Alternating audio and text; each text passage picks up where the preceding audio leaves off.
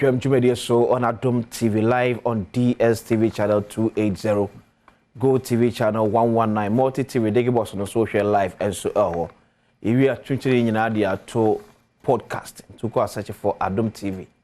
When you be a share in audio form. Na with me, it is went me a winning in a Anquagusia. Ukodu office nebre, a womb kakra, bedroom fee nebrum kakra. With me a podcast, no search for Adom TV.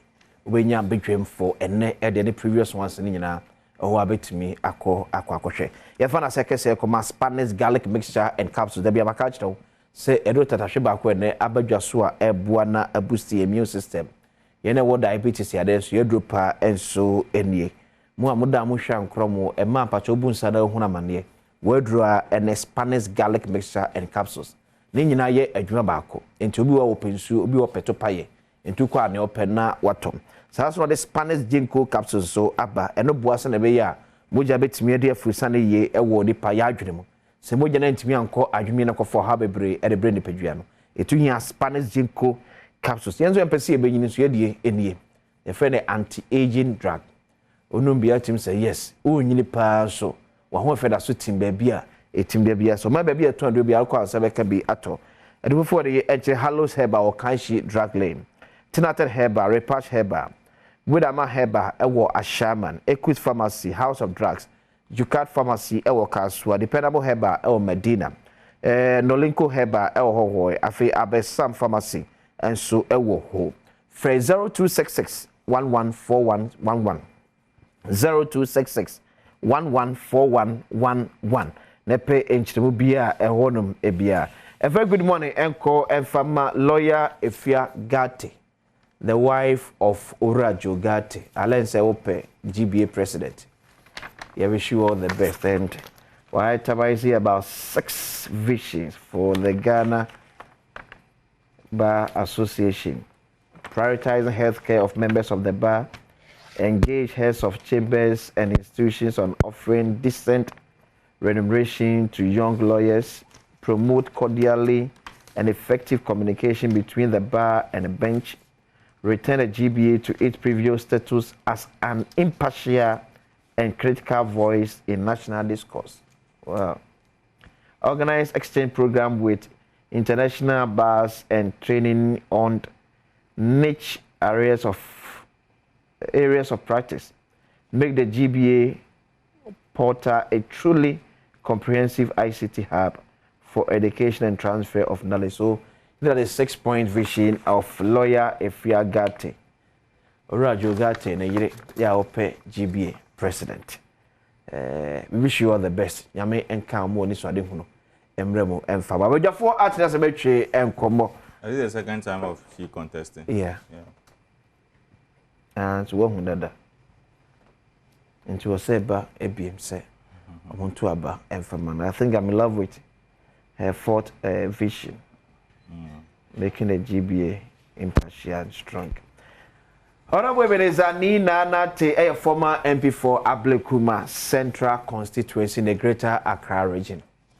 Nanaya Achampim Jantwa, a social commentator.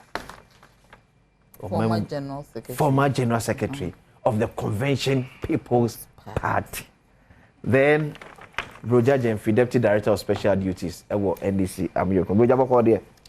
And I had a PUS in count. Director for PUS. Because and then I'll buy Bibina who say, oh no. I was General Secretary, they don't say, Yanti pa, but PUS the first of a Casapena is a Obiaki Nakunya, as a Kusibu to a kind budget.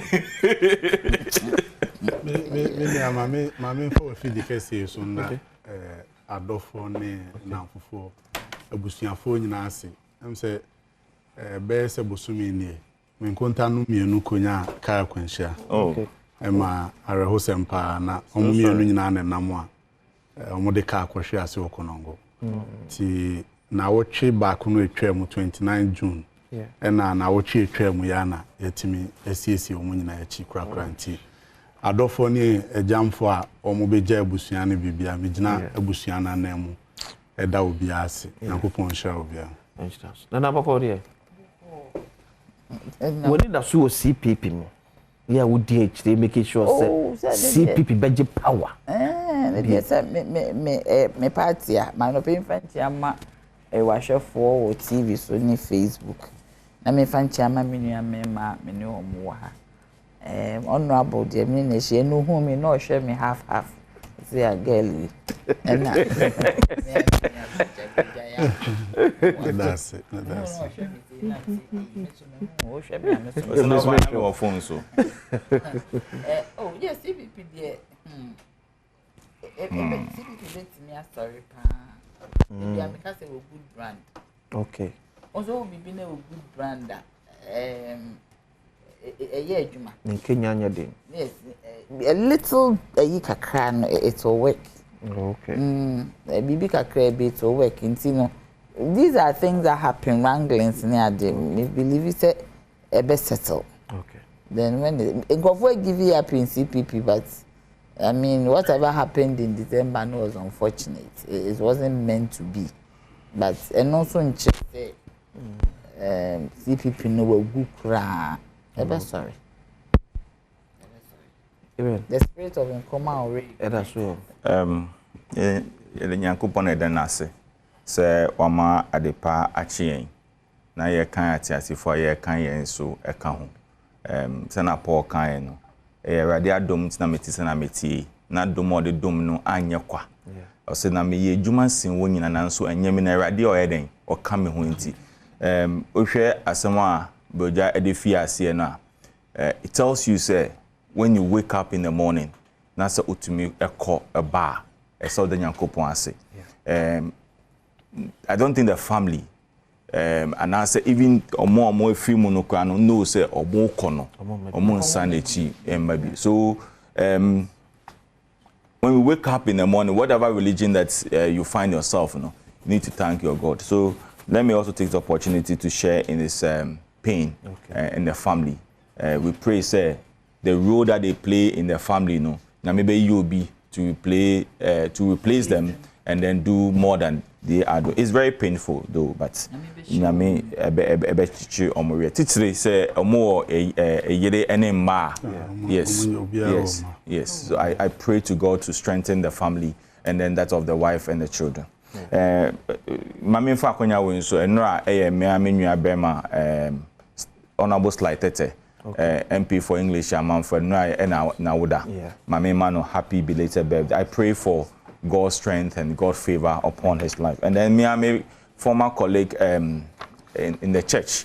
I'm a Presbyterian, and she's now also a presbyter. To say me a friend Elizabeth Usu, time friend me man happy belated birthday. Me born pie say, na me be ma I feel omo day.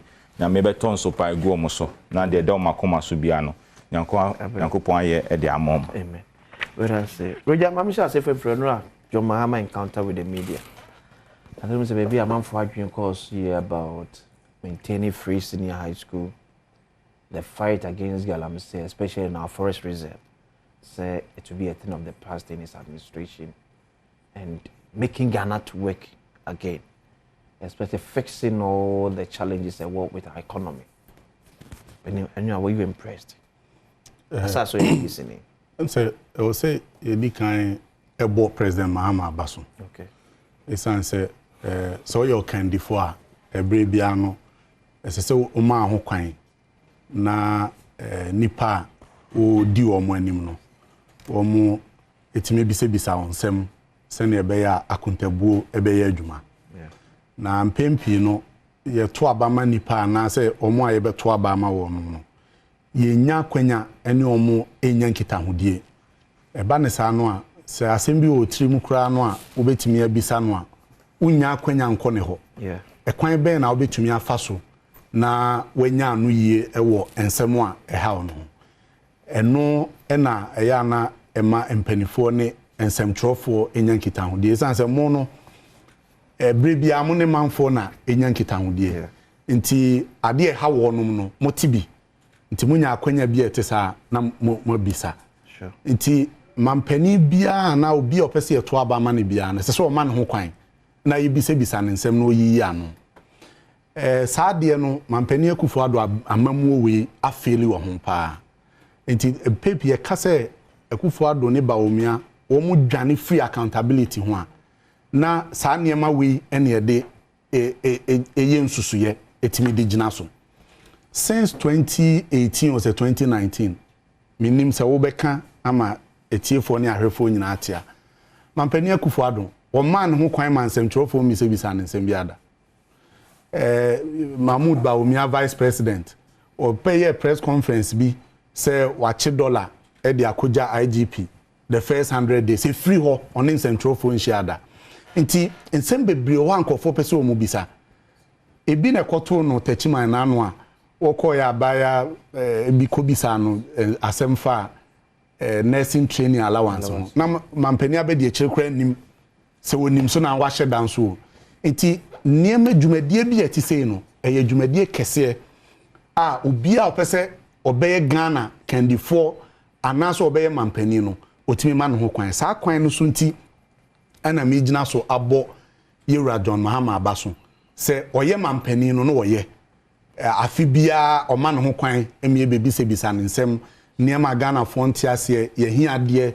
ene ade nyina ne etimi bisa no ma ne yi ano nti we are obe launch a campaign abe launch manifesto na all the we say efiti ase no e papa wa can't also say we nye ade a edi kan na say be twato obekoso an nsem trofo enya nkita ho de ebre nso a wonyama nsem trofo no so ade sese e bono abaso ho be se don hwere mienu ne akirimi ensa kra na ogina ne naso a oyi ensem a eda ho ano na asem a wokan ya eto makoma so eye ohwe baabi asesi Ghana yegina no a enidaso nyina asa economy no agiegu baabi a yegina sesi a okodwom enema bo yesikasem eka Ghana abo a yentimi ntua yeka ama sesi Ghana ye honya akono kra se bekodwa so na yakonya bosiampo na ose oba de dikan pa eda nani so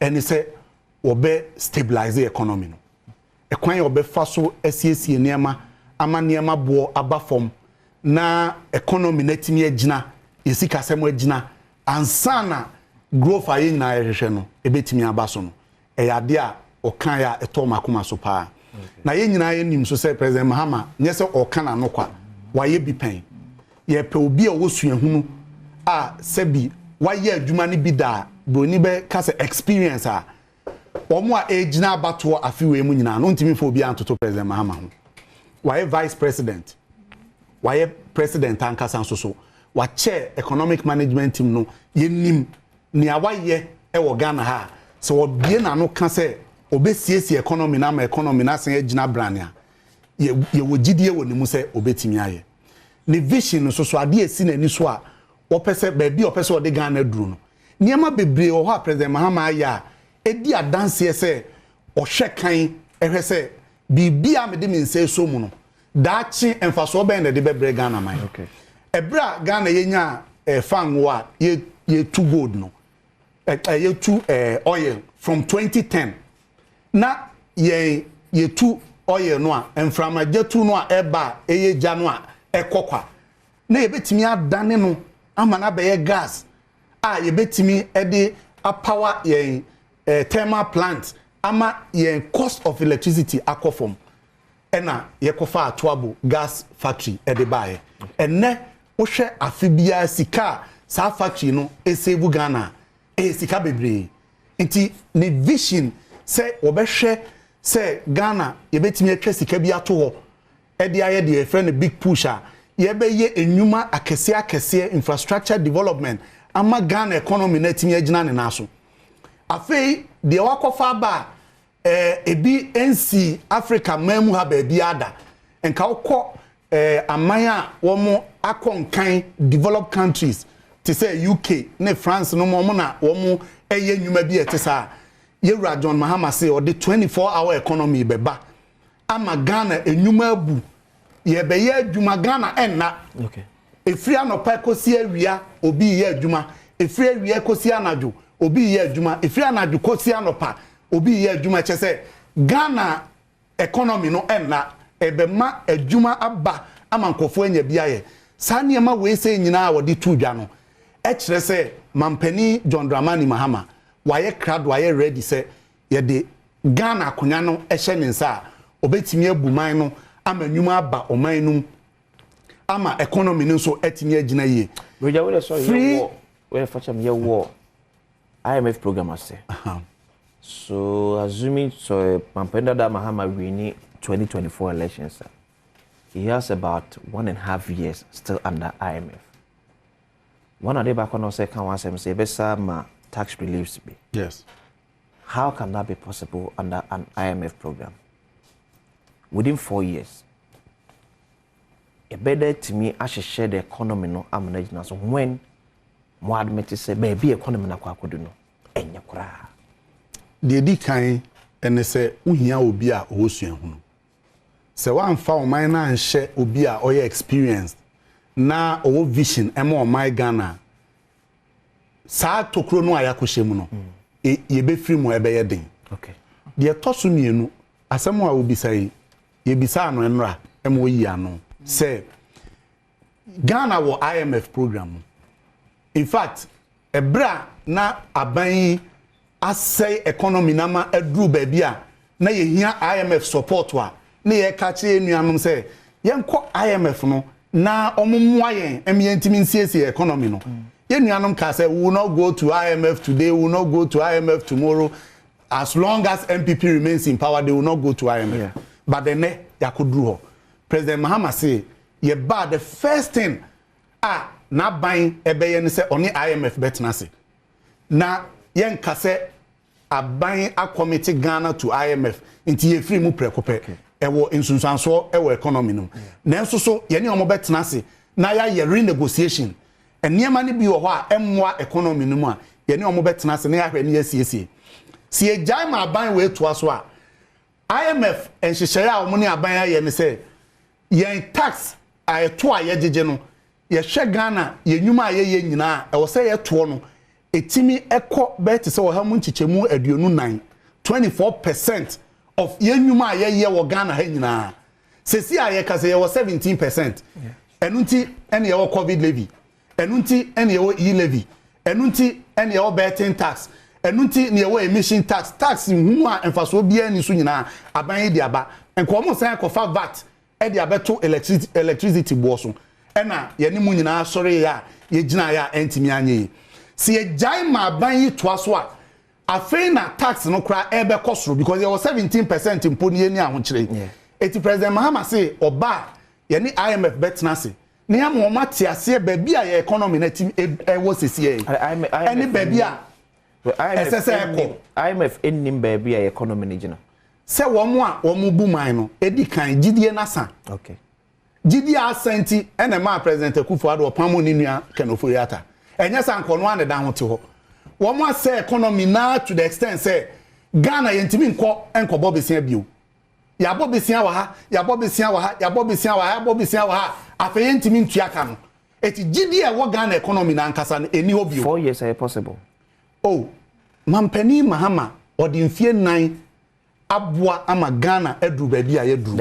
ena me ba sorry otoa obi mfie 9 so because some of the projects na ye dey ebe o safo na bibiri anshase within the 4 years no be di Mampani fantastic se Akufo-Addo bayi ena de na Mahama fiti ase no oto aso a ka economy na ansai enu nti na President Mahama aka say onu o ma se project ayaye fiti ase a egu ho ni nyina na obeje egu ho no akofiti bibiase from the scratch or say you be taking inventory of all projects what district toilet ayesi ayesi ho classroom blocks hospitals any ade nyina na be taking inventory afibia ye be twesika ye de be course our project no na ya hra ma sa project na to aso aban eye nto aso senke Akufo-Addo ba ye na de na John Mahama aye no oto aso a enka ba bia ye dui enka ye nu ho esanse wo jagu ho na okoye na adwen so no ekofiti ne niam ase obesi cathedral okoto amna egu a wajai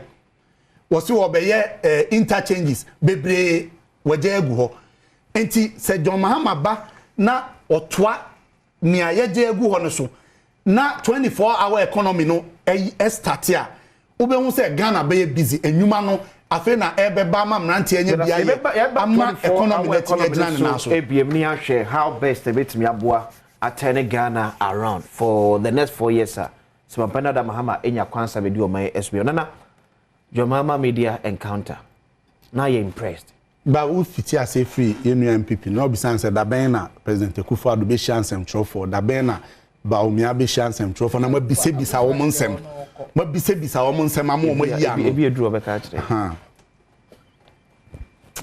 eh broja nana now you impressed yes so wani yes you bisa questions a ehu hia Ghana for yes anu yes se fata se Ghana for pe no ye nsa kan ye I think so, but I think say na time no. Na yes.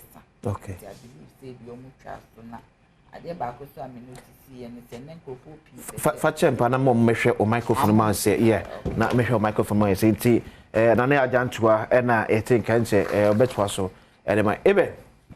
En fa time ni na ma. They bring fin nyina ma obia. Oza ko dream. Se enu ade o ye ne ye. So when yes. Media encounter with John Dramani Mahama. Yeah. But menye twini. Okay. Nti no say me bube bi na say you correct and no correct. Yeah, correct. Yeah. Say kwate kwase obema wo. Kwate kwa. Yeah. So obema wo ntuma eden tinidin. Meaning that Obia only be kura. Exactly. Also be Anasa onwani muno is naked. Oh, okay. And telling you he says going to give you a cloth. Now find it and cover him. But let me first of all, there's no doubt. Mami embo na baso. Okay. Now say odini sunie atuho. Okay. Now wada no wasu da yese. Say the mami be can free education ho asem. Okay. Kwezi Boja say Mahama Asia media any of my abisa amama obisa bisa nsem Yeah. Nti yembo nsem ma John Mahama enza. The question maybe say when was John Mahama elected as the presidential candidate of the NDC? When was he elected? That's be about a year ago. So 1 year down the line, no, 5 months to election, no, afena. When we say 1 year na ifan on the chin no, you couldn't have the opportunity to meet with the media. Afi. And answer is it because ene BC for extra exams. So let me come and say something. Say oh, free education there, maybe I mean trim. Sina be ya nkwala na kokko school no exams no. O say nkwala no abon and ye to apo mom. Nkwala no results e ba for SSC no mo pass no. O say your friend is saying yakata so amu. And so now he want to paint the picture to the student to know say he side with them. It's not the same John Mahama. Free education once and by no or say looking at it no is going to review it and say so many things. I am so happy that he has come to realization say free education has come to stay. I am happy say I feel who say sebi and then getting a maid, a house help or a houseboy in your house is a problem because now everybody wants say at least will have a senior high school certificate. I am happy say now he has realized say and education is the most precious property about to be a jama over and you know now is tuning to the side of say free education. Look, every Ghanaian know what this government have done when it comes to education. Every Ghanaian know.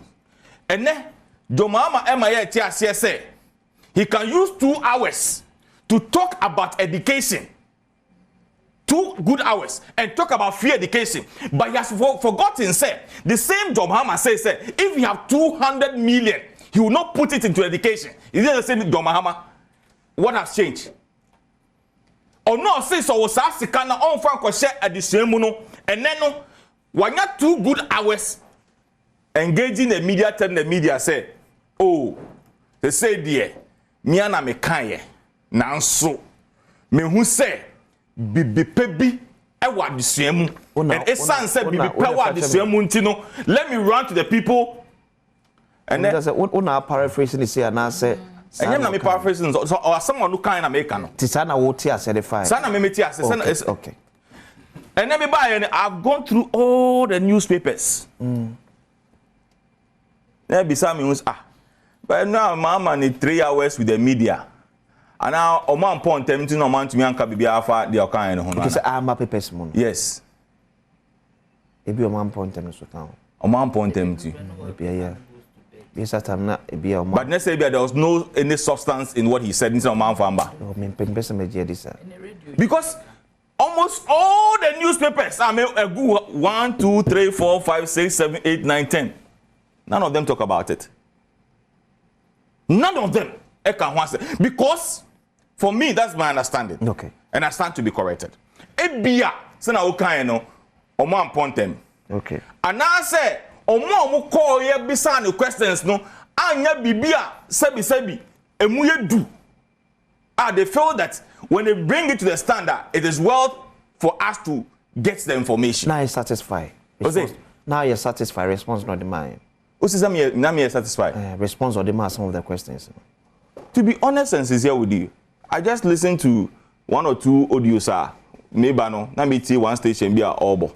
Okay. I didn't have the opportunity to listen to all what he said and the questions that was put to him. So for that one, mean to me questions are bizarre. Okay. But the maker say, if his diameter is relating to free education. And I think about kind he said he is not going to what? Cancel free education. Yeah.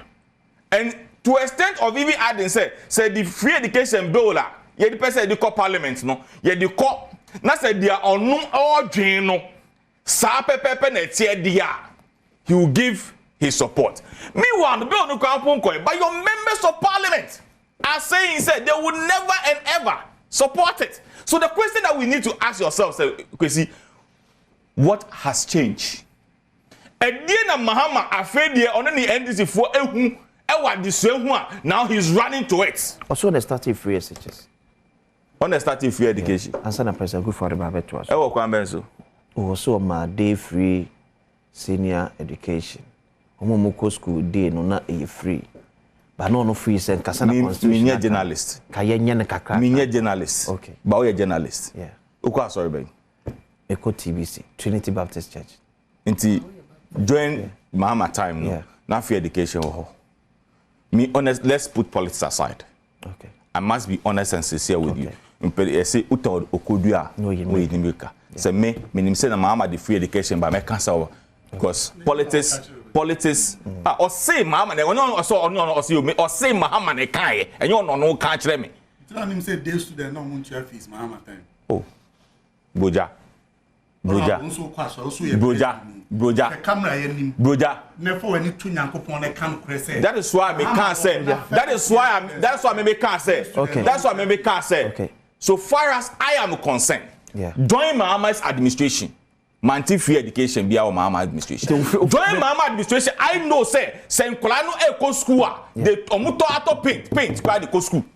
Meaning say join Mahama administration omu kwa omuto your friend is saying car classes bibia the co school. I know say Mahama administration or say free education there. Nyama Nkolano talk the co school no. Today it is not there. Oh, today it's not there. So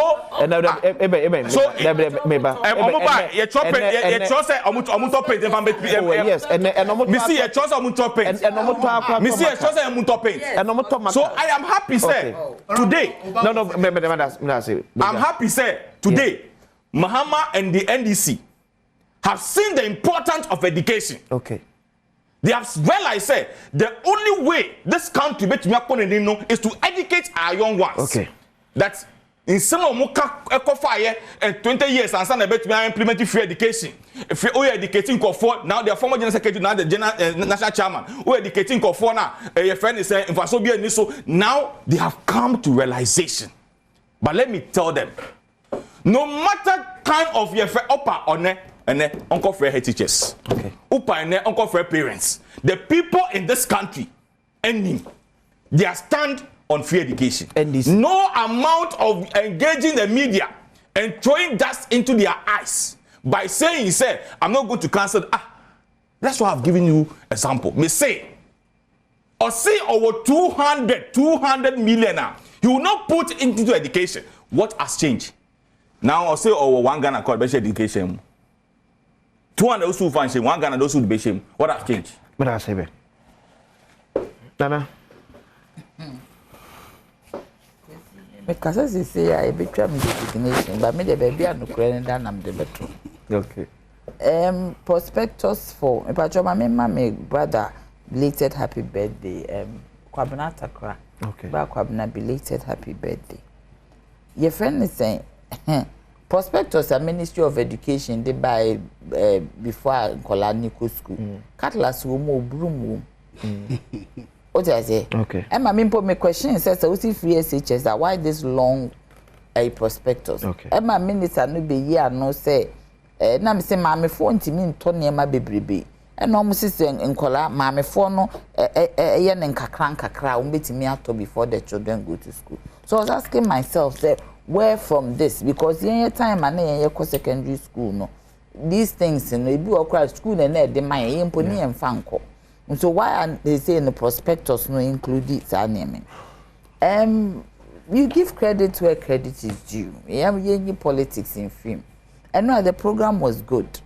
So what I say, yes, lapses in kitty bit say me. Let me feel say maybe them honey swakakra, and it doesn't allow most media people me to come in. Ebinu mo homo buy drew gate or menti me and remonita. These are things the organizers should look at in the future, if because His Excellency, former president, said he's going to do more of these encounters, and I believe it should be widespread for the media and even civil society, whoever wants to come and listen to go in there. But on the whole, it was a great program. Okay. And issues our kind, I believe it was on point. So we see any keenly, any politics in female Ghana and the there be no credit than see it made too. Okay, we say a fight against Galamsey. Yeah. He actually said the fight against Galamsey no. You saw where the name, but so can it tree massive say emra says here this small scale mining who jumano.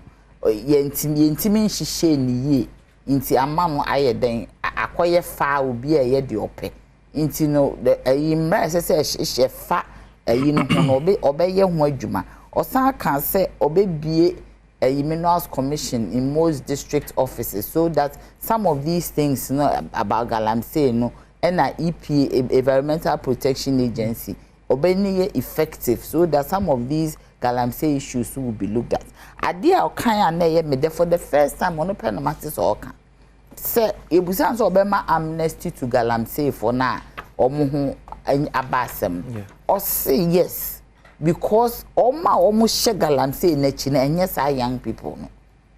No, I am penning for I walk room. And in another internet, ye granted amnesty to be a yachino in an act. There have been patrol. Tio say, Utimi etche as I see a target woman, one more a man colana, yes, Edgeman. Because once a maybe say, for example, a month for a cocaine quad brooch they show me. There's a presumption that there's a certain cartel be or more ena a show much more yes. But when you see a chew more mkuta cocaine na you can't say because there's a cartel to the in your moyacho. There be any one because it you I nipa munti and casepi or ma ya chew.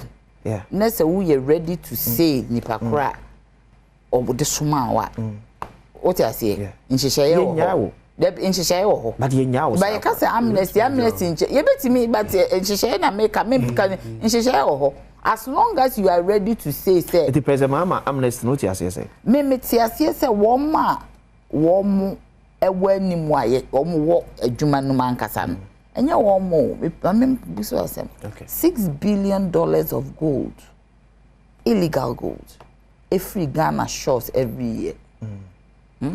That is illegal international trade. Yeah. So what $6 billion of worth of gold no every Ghana efahin me sure say it too. And am ports on echo either seaports, land ports or airports. Okay. Why now what access to these places? So we need some kind of authority. I'll bet me a train film. It's in Kolano mo yes adwuma one a systemic problem endemic is issues of unemployment. Ultimately because omo ni machines nipa I didn't think na ye excavator near to near Shem. So person who owner of the year to chassis number never could DVL. Okay. Ube hu nipa kra car near Nedia. Ultimately, okay. Who did call DVL? Ube hu nipa kra either say a rented a machine and I say a ownership machine. A debentini a excavator to hide what evidence? That excavator it is evidence to get to the root cause. It is a buyer near Bresa or by 2 gallons here. I didn't think our share excavators. And I know you but is it be a challenge Kakrabi so will be raise a question here. The amnesty we want to grant and confer. Yachi mo fee said there's a cartel baby we should go. But our amnesty they say there are conditions for amnesty. Okay, say be a cartel no ubet so timi chire nipa kro fa wadwuma. It went to me actually what happens to the person. Oh, went to me just so timi we don't even give them the opportunity. What am I say do omo kwa yesa omo yo ni ama omo so ni e do omo ko nipa onu say nipa no hwe no ho ko timi to excavator. But omudu do say na ye crowd say e be chire nipa because omo e kan masemi e bi abekonkwa no nipa kura wasoma so omo ko ye adwuma kwa wonim no. Na me but ye musa no question po. Yeah. Ye ba ye say achiw galamse. Because who ye galamse. Ya achiw. Uso nipa no omo nim. Ye hwe Professor Frimpong Boat in the report na. Ultima say omunim omo yes ade. Okay. Professor Frimpong Boat in ba yo beka say ye no hwan kakra na ye den. Nkofo bi je mu ma ne kai. But omunim omo yes ade no. What did they mention? Why don't we go after woman ye impanyimfo na omo sika omo di se adwuma no? Somebody for way. Omo ni Ghana here. Omo hefa. Omo ho. Ahefa. Who says hefa? Ghana no omo Professor Frimpong Boat the report no. They are here. What did they make it? Okay. They are here. It is okaso bega me all along I have believed they said we Nkolana poor ones na womo ehema omo it is sad so show pictures ni bia e ma krampo ka ho ne ye kwa yakwa akọche sa nkrofo na because omo no yakoto so mo ye galamse we ase no Ghana ha ne ya ye ke ne be kwa koye se ne ye chi amroba kwa na ye nya because there's a cartel somewhere me ba yes scratch surface of ne ma broche so mo se bibi koso a they go to the root cause. For instance, they say okobole bamboya bibi because we kunkum nipa. They see increase police security near. And just is not the thing. Okay. You have to go to the root cause. Why NAS had way? Or a serial killer na or a mentally demented person na nip why? So this is more of an intelligence matter. And look sometimes I broach bibi say ombetimi ama plain clothes person akwa community no. No one for didn't come. So obi a clothes policeman. That's all this edgeman will be this edgeman. We need to get to the root cause of issues and investigations. I tell me who say A, B, C, D, E. Way. Na ye. But no intelligence. Chia ye omunsu omo no. And serve as some sort of deterrence. Be Emma sema kwesi say. Has it stopped? It hasn't stopped because there is there's a gap, and there's somebody or a group of people there. Esho mukutupa. She so ko Dubai. Dubai export of Dubai gold. Yeah. The only one no are free in Ghana and a draw so say official one. Why now what access to a market like the Dubai? How started about Dubai gold export no. Illegal gold export. I am say 20 something. Measure date. Okay. I'll get it for you. But what gold na ekoho no? a dorsum. I'm saying started around this time because Honorable Safuma came to talk about it. That he went there and this is what he discovered. Gold na a free legally, no. Yeah. And no, it's such a idea called illegally. And I'm saying it's fundamentally illegal gold export. Why in the church? It's uncle no go for mom in the church. Nipa Krona was just our system, we have to look for those people. It is a cartel. Whatever happens, a crime, no, we will get to the bottom of it, and you need to investigate. But maybe the Obiaka said the program was about free SHS and one meaning to free SHS eba app. Ye na ye with TV, so ye na who they call so. Free SHS assemble app. Other issues concerning the economy so eba app. What you say? He talked about it. But me the crampa say even OSP cry assemble app. Yeah. Omobusa and said na OSP no be maintain. No say yes. He will strengthen the office. Na office no etimi aye na dwuma esese eye. Okay. Yes. Questions be on one near me fa ne ho on one kasa ya nkofo de abo ne subo. He answered those questions. Intimi believe say on the whole no bibi wo ho a esese uhu sa obi aye bibi na efa. You have to replicate it. I do not understand why MPP for anything free SHS or me. SHS say you free and yet start here.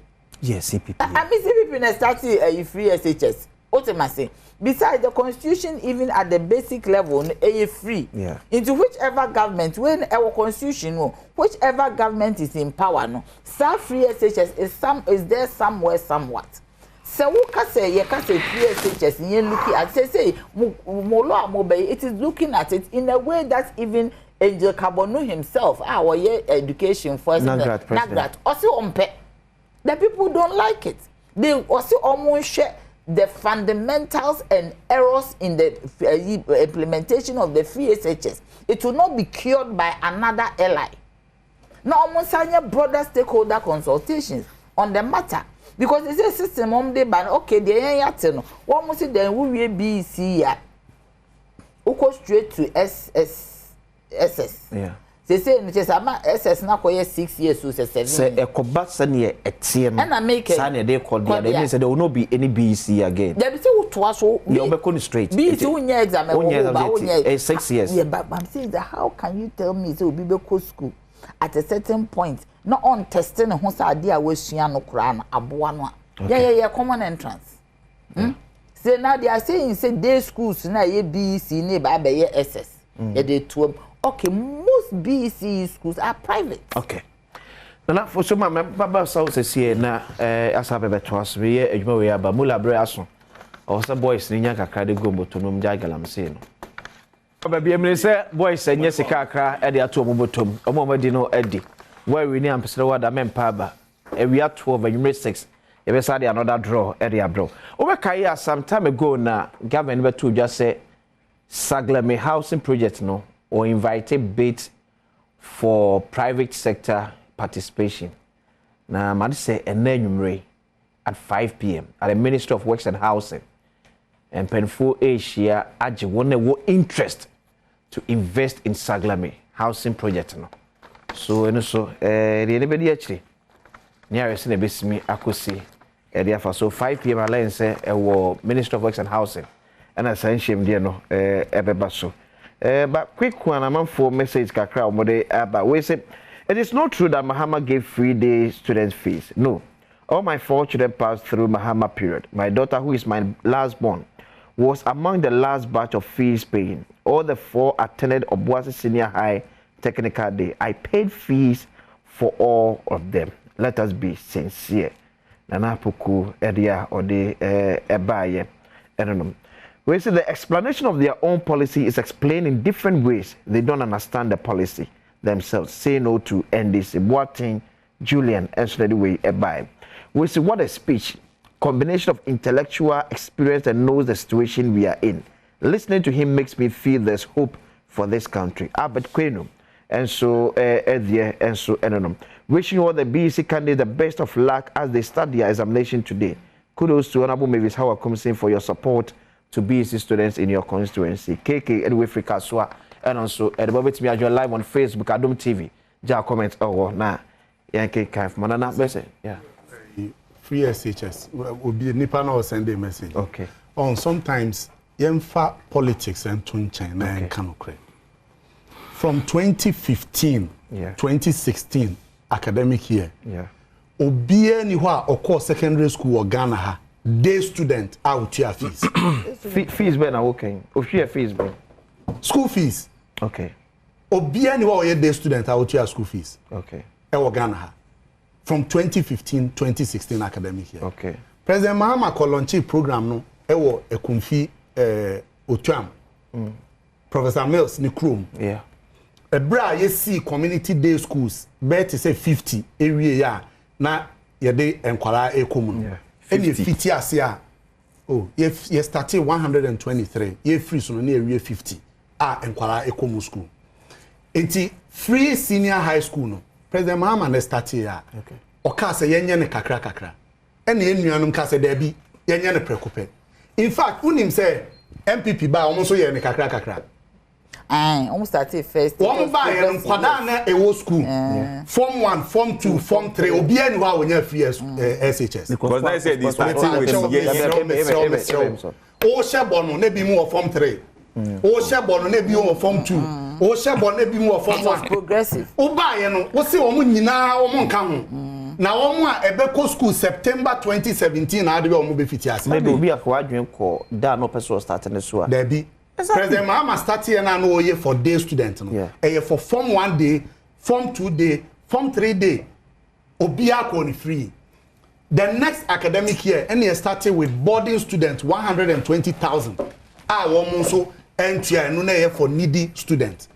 President Akufo-Addo Krabo President Mahama Abaso Oman FM. Yeah. Obi a obegugu bia Mahama free SHS is good. Yeah. President Akufo-Addo kan. Eti mummy nyai sa politics ne sa niema na ayeye no. Sa President Mills eba akonya so.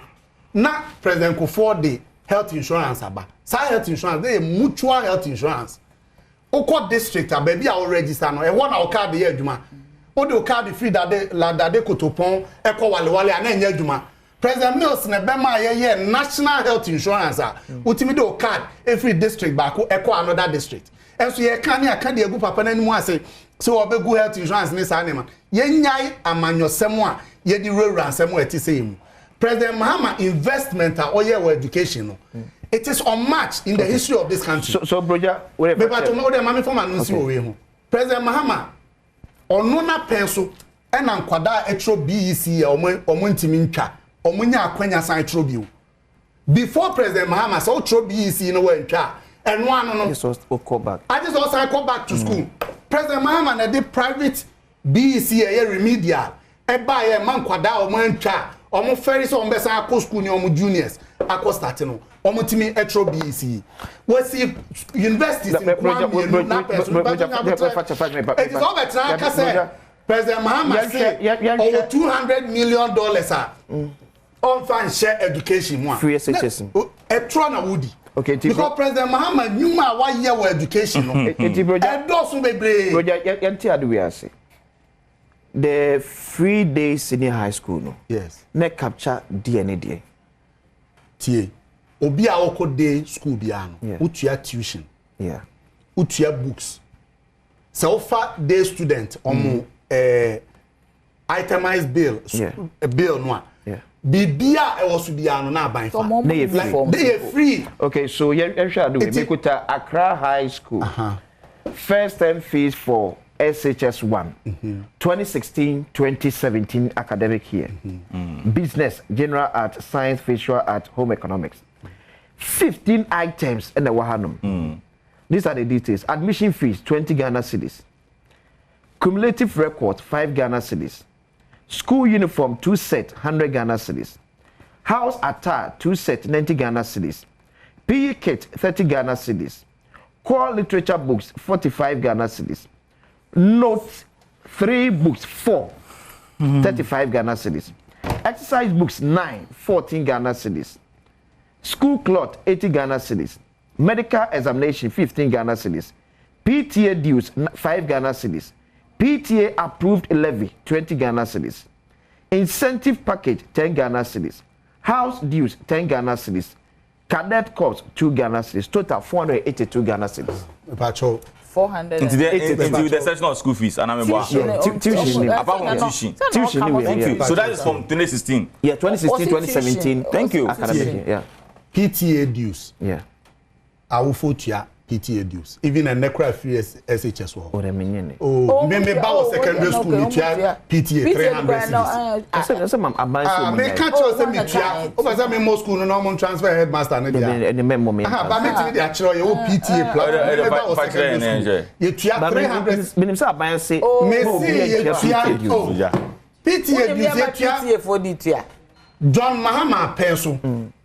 Day students na omuntua fees and no na ye free progressive free senior high school one me ba and me ba our secondary school otua cadet fee sa cadet fee a o kan free SHS otua cadet fee otua opoku why school ko wa ni nyina that's also mbon so abo ana me person who say nyan tro na me twa every say me tua what dem me twa enti John Mahama at the progressive free senior high school by ne the end say day student from form 1 to form 3 no be entua tuition me say fees na akufo ado de me bobo bebre chewa e wo so a omutua akufo ado ba ye no ye say sa from form 1 to form 3 ni nyina obi entua school fees no ekosi wo mo a ebeba form 1 wo na apen so 80 president akufo ado wo akonya so up to 2019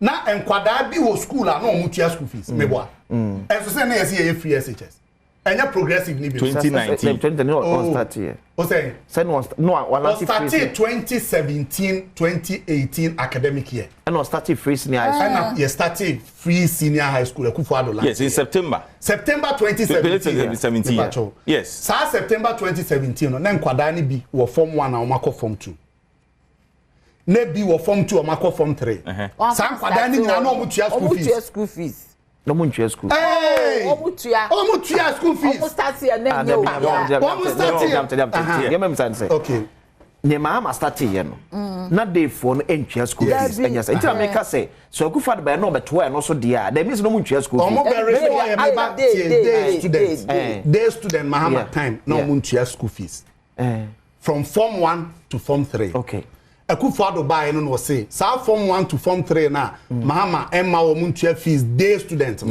yeah restore fees no muntua yes asem a make catch we obetimi abisa headmaster bia okay na nkwada na ono Akufo Addo ne wo mo ebe start no which was 2018 no 2017 September the first academic year which is 2017 2018 academic year started first woman na odi wo fiti ase mo de wo shase obekaya wo fiti ase no na headmasters ni bebre kan say free SHS scan kra ma enti wo e form 2 ne form 3 na wo tua fees no wo sika no wo de hwe Akufo Addo enti president Akufo Addo ba restore omo no munchia school fees mo yes be yes because he was starting from a clean slate say form 1 for now no dey omo starting no wo nko ana omo ntua fees but form 2 form 3 for now obeto wo no omo tua school fees up to 2019 but say we no say say ade we